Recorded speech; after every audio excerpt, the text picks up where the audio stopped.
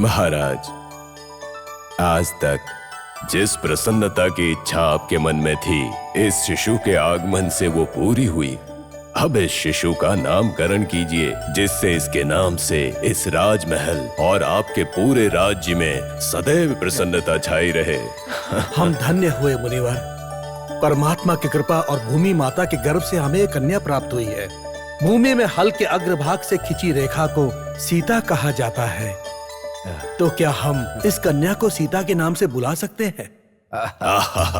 अति उत्तम।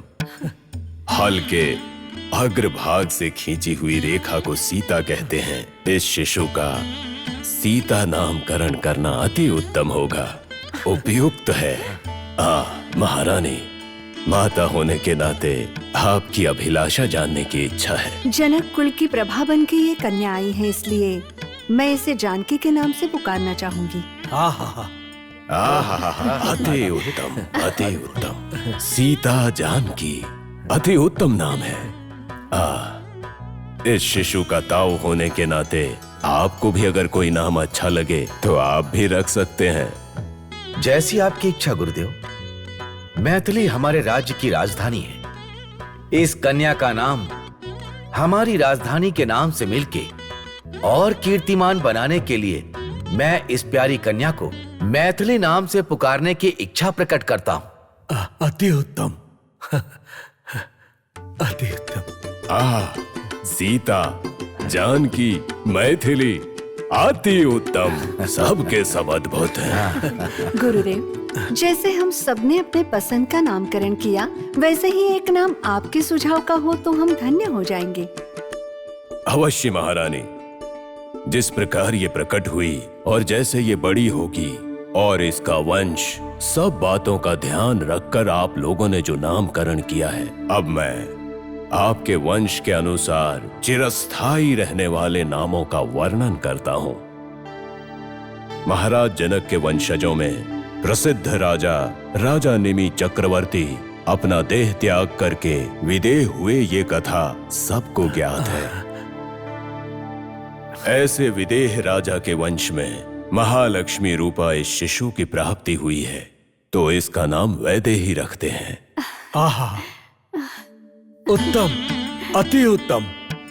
सीता, जानकी, मैथिली, वैदेही, सभी बड़े ही प्यारे नाम हैं। इस कन्या के भाग्य से हमारे राज्य की कीर्ति अजर और अमर हो जाएगी, इसमें तनिक भी संदेह नहीं है। सावधान महाराज, सावधान महाराज।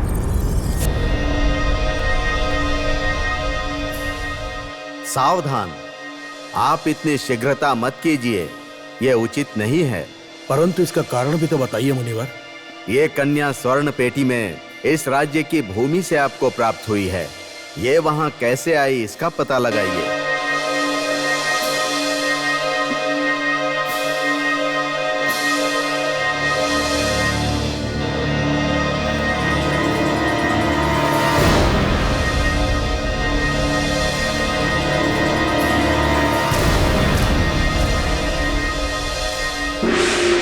इसका पूर्व इतिहास जानने के पश्चात निर्धारित कर सकते हैं, क्योंकि ये कन्या भगवान का प्रसाद है अथवा कोई असुर शक्ति है जो सूक्ष्म रूप में आपके महल में प्रवेश करके आपको कोई अहित पहुंचाना चाहती है। नारायण नारायण नारायण नारायण।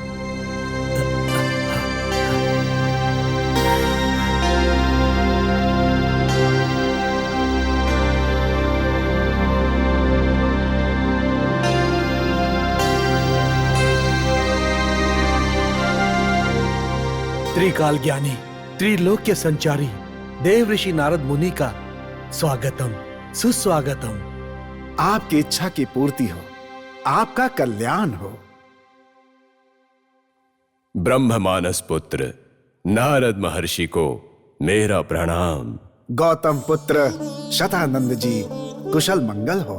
पूज्यपाद, आपके आशीर्वाद से और देवताओं की कृपा से सब कुशल मंगल है। महाराज जनक को यज्ञ भूमि से दैव स्वरूपा एक शिशु की प्राप्ति हुई है। इस कन्या का सीता, जानकी, मैथिली वैदेही जैसे नामकरण संस्कार में आप जैसे महर्षि का आगमन और आपका आशीर्वाद प्राप्त होना हमारे लिए और इस शिशु के लिए भाग्य की बात है। धरती भी यही है, महालक्ष्मी भी यहीं पर हैं। इस नारद को इस बात का पूर्व ज्ञान था। शतानंद जी, इस शुभ समारोह के पावन मुहूर्त में यहाँ आने का अवसर मुझे प्राप्त हुआ। मुझे अत्यंत आनंद है। इस कन्या का दर्शन प्राप्त करके मुझे अत्यंत प्रसन्नता हो रही है और मैं धन्य हो गया हूँ। महालक्ष्मी की भांति इस कन्या का दर्शन करना मेरे लिए सौभाग्य है। महर्षि, ऐसा प्रतीत हो रहा है कि इस कन्या को देखकर आपको कुछ याद आ रहा है। आपके यहां पधारने से पहले हमारे मन में यह प्रश्न आ रहा था कि यह कन्या स्वर्ण संदूक में कैसे आई। अब आपके आगमन से हमारे इस प्रश्न का उत्तर हमें अवश्य मिल जाएगा, ऐसी आशा है। अवश्य महाराज जनक। पृथ्वी वर्षा को चाहती है और वर्षा पृथ्वी पर आने के लिए तड़पती है। उसी प्रकार जब किसी मनुष्य के मन में प्रश्न का निर्माण होता है तो उसके मन में ज्ञान की ज्योति जल उठती है। इस बारे में कोई संदेह नहीं। इस कन्या का आपको मिलने से पहले इसके पूर्व अवतार के बारे में आपको बताना चाहता हूं मैं। ये कन्या पूर्व जन्म में अति सुंदर रूप और ज्ञान को लेकर विवाह योग्य हो चुकी थी और उसके पिताश्री उसके लिए चिंतित थे। उनके पिताश्री अपनी पुत्री का विवाह उत्तम वर के साथ विवाह करने के लिए प्रयासरत थे। विवाह के विषय में बताने के लिए अपनी पुत्री के पास सूचना लेकर पहुंचते हैं और वेदवती,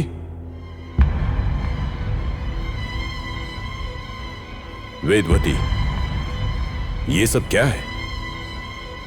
ये तो तुम्हें ज्ञात ही होगा। तुम्हारे लिए वर का अनुसंधान करने हमारे अमात्यगण 10 दिशाओं में निकल चुके हैं। वीरों के वीर, उच्च कुल में जन्मा हुआ, सारी विद्याओं में पारंगत ऐसे उत्तम वर को ढूंढने के लिए अमात्यगण गए हैं। उन्होंने संदेश भेजा है। मैं तुम्हें सूचित करने आया था कि स्वयं के लिए वर पसंद कर लो। तुम्हारे विवाह की इच्छा से ही मैं यहां आया हूं और तुम यहां तपस्विनी के वेश में हो। तुम्हारी वेशभूषा देखकर मुझे संदेह हो रहा है कि तुमने वैराग्य धारण कर लिया है। नहीं पिताश्री, नहीं। आप चिंतित मत होइए पिताश्री। विवाह की मनोकामना से ही मैंने ये तप करने का मार्ग चुना है। वेदवती, ये तुम क्या कह रही हो? तपस्या और विवाह का क्या संबंध है? पिताश्री, हेमवंत की पुत्री गिरिजा ने तपस्या करके ही महादेव को पति के रूप में पाया। वेदवती, ये सबको ज्ञात है कि परमेश्वर को प्राप्त करने के लिए देवी गिरिजा के पास तपस्या ही एकमात्र मार्ग था, अन्य कोई मार्ग नहीं। पिताश्री, महादेव को प्राप्त करने के लिए गिरिजा के पास तपस्या के सिवाय कोई अन्य मार्ग नहीं था। वैसे ही मधुसूदन को प्राप्त करने के लिए मेरे पास भी तपस्या के सिवाय अन्य मार्ग नहीं है पिताश्री। मधुसूदन अर्थात क्षीर सागर शयी, शेष शयन, शंख चक्र गदाधारी, वैकुंठ के स्वामी पद्मनाभम को पति के रूप में प्राप्त करने के लिए मैंने तप करने का निर्णय लिया है पिताश्री।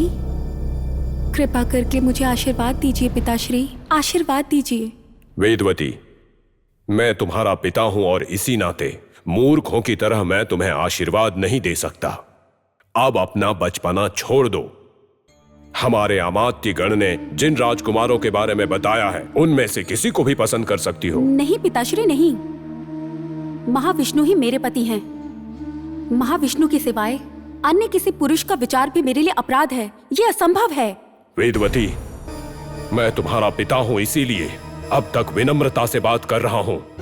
तुम जानती हो मैं तुम्हें दंडित भी कर सकता हूं।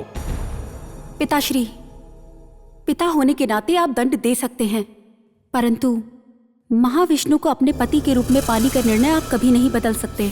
ये कदापि हो ही नहीं सकता पिताश्री। कदापि नहीं। वेदवती, तुम्हारी इस हठ का मैं क्या करूं? स्वामी, स्वामी सुनिए, वेदवती की जिद उसका बचपना नहीं है। आपको स्मरण नहीं है? क्या स्मरण नहीं है देवी? तो सुनिए स्वामी, हमने महालक्ष्मी की तपस्या करके उनसे उनको पुत्री रूप में प्राप्त करने का वर मांगा था। उस वर की वजह से स्वयं महालक्ष्मी हमारी पुत्री हुई ना, तो महाविष्णु हमारे दामाद होने चाहिए ना।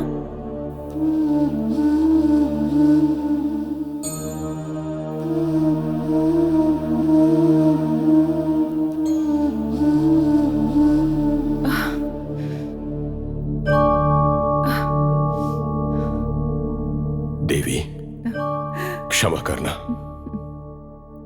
स्नेह में अंधा होके देवी महालक्ष्मी ही वेदवती है, ये सत्य मैं भूल ही गया था। बड़ी भूल हो गई। स्वामी, मैं भी कई बार मां होने के पश्चात भी पुत्री वात्सल्य में विभोर होकर महालक्ष्मी ही स्वयं हमारी पुत्री है ये सत्य भूल जाती हूँ। अब हमें हमारी भूल का स्मरण हो चुका है। इसके पश्चात वेदवती की तपस्या में हमें उसे आशीर्वाद देना चाहिए ना। अवश्य देवी, अवश्य। वेदवती, इस भूल के लिए क्षमा चाहता हूं मैं। तुम्हारे जन्म जन्मांतर के स्वामी को तुम्हें प्राप्त करना ही होगा पुत्री। तुम्हारी तपस्या से प्रसन्न होकर श्री हरि तुमसे अवश्य विवाह करेंगे। पिताश्री, आपने इतने प्रेम से मेरा पालन पोषण किया, इतना प्यार दिया, और अब मेरे मन की इच्छा को समझते हुए मुझे अपना आशीर्वाद दिया।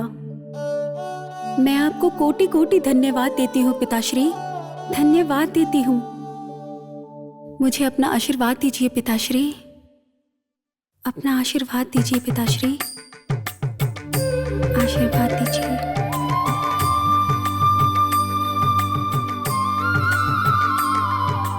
माता, अब मैं प्रस्थान करती हूँ।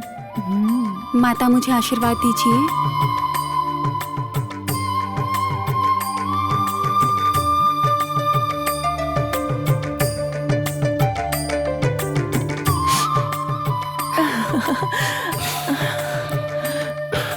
मैं प्रस्थान करती हूँ माता।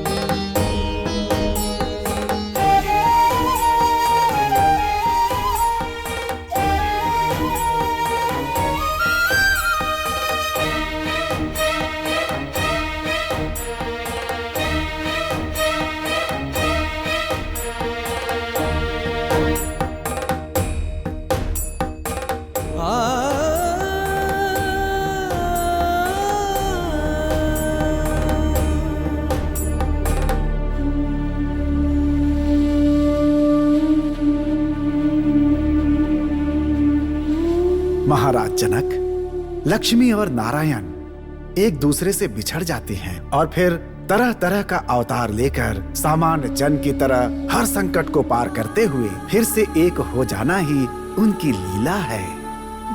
आदि दंपति विष्णु और लक्ष्मी का वियोग भी एक लीला है, परंतु जन कल्याण के लिए, धर्माचरण के लिए, अधर्म के संहार के लिए ऐसे अवतार रूप में प्रकट होकर योग और वियोग के इस नाटक को खेलते हुए अपनी लीला का प्रदर्शन करते हैं। ठीक ऐसे ही दैवीय नाटक में वेदवती के तपो अध्याय का अभी सूचना हुई है।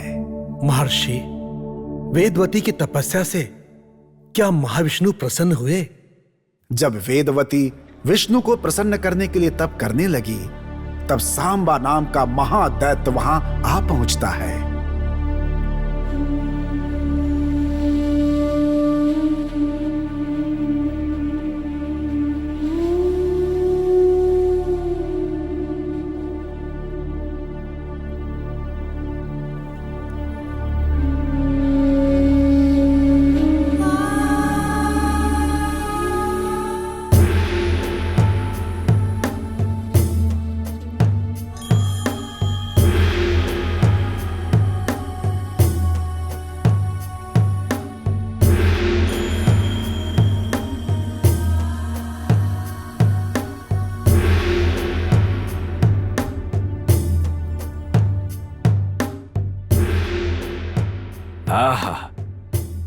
कैसा अद्भुत सौंदर्य है। देखते ही इसे वश में करने की वासना जाग रही है। हे सुंदरी, मेरे मन में तुम्हें अपना बना लेने की इच्छा है। निराभरण होकर एक तपस्विनी के रूप में भी तुम मुझे आकर्षित कर रही हो कन्या। यदि आभूषणों से सजा कर रानी बना दिया जाए तो आहा, मैं इसे अवश्य अपना बनाऊंगा। इस सौंदर्य को अवश्य प्राप्त करूंगा। यदि ऐसा नहीं हुआ तो ऐसा पौरुष व्यर्थ है। हाँ, ऐसा पौरुष व्यर्थ है।